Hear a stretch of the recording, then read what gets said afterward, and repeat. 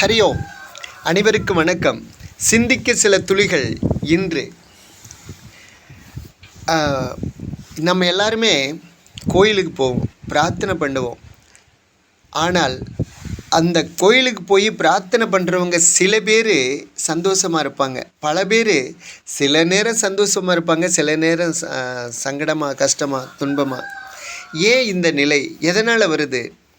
இப்போ நம்ம ஒரு காரியம் செய்கிறோம், அந்த காரியம் வெற்றி அடையணும், இறைவனிடம் போய் பிரார்த்தனை பண்ணுவாங்க. அந்த காரியம் வெற்றி அடைஞ்சிட்டா பயங்கர சந்தோஷம், தோல்வி அடைஞ்சிட்டா பயங்கரமாக துவண்டு போயிடுவாங்க. அதுதான் இன்ப துன்பத்துக்கு காரணம்.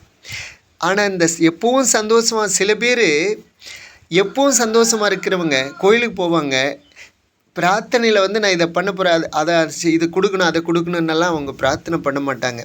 நான் இந்த காரியம் செய்ய போகிறேன் இறைவா அப்படின்னு சொல்லி இறைவனிடம் சொல்லிட்டு வருவாங்க, தகவல் பிரார்த்தனை பண்ணிட்டு வருவாங்க, அவ்வளோதான். இவங்க வெற்றி அடைஞ்சாலும் சந்தோஷமாக இருப்பாங்க, தோல்வி அடைந்தாலும் சந்தோஷமாக இருப்பாங்க. என்ன காரணம்?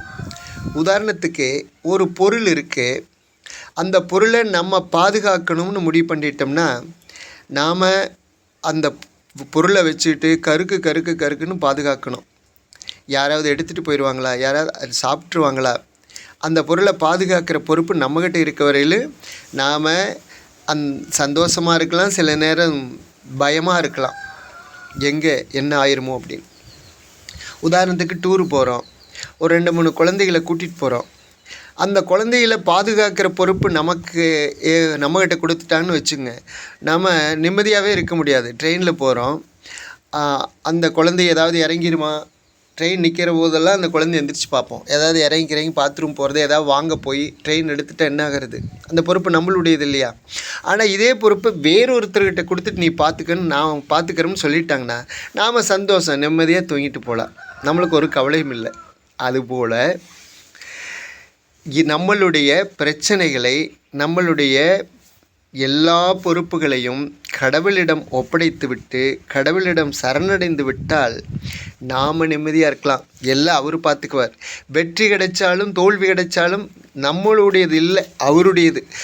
வெற்றி கிடைச்சா அவர் கொடுத்ததை அவர் கொடுத்துருக்கார், பரவாயில்ல. தோல்வி கிடைச்சா ஏன்னா கொடுக்கல, இன்னும் ஏதோ நிறைய வேலை செய்ய வேண்டியது இருக்கு போல் இருக்குது அப்படின்னு கடுமையாக உழைக்கலாம், அவ்வளவுதான். இங்கே துன்பமில்லை, துயரமில்லை, பயங்கர சந்தோஷமில்லை. எது கிடைத்தாலும் இன்பமோ துன்பமோ நமக்கு கடவுள் கொடுக்குறா, அதை ஏற்றுக்கிறோம். ஆனால் அதை நாம் வச்சுக்கிட்டு கடவுள்கிட்ட போய் என்னை இதை பண்ணிக்கொடுன்னு பிரார்த்தனை பண்ணால் அதில் வெற்றியும்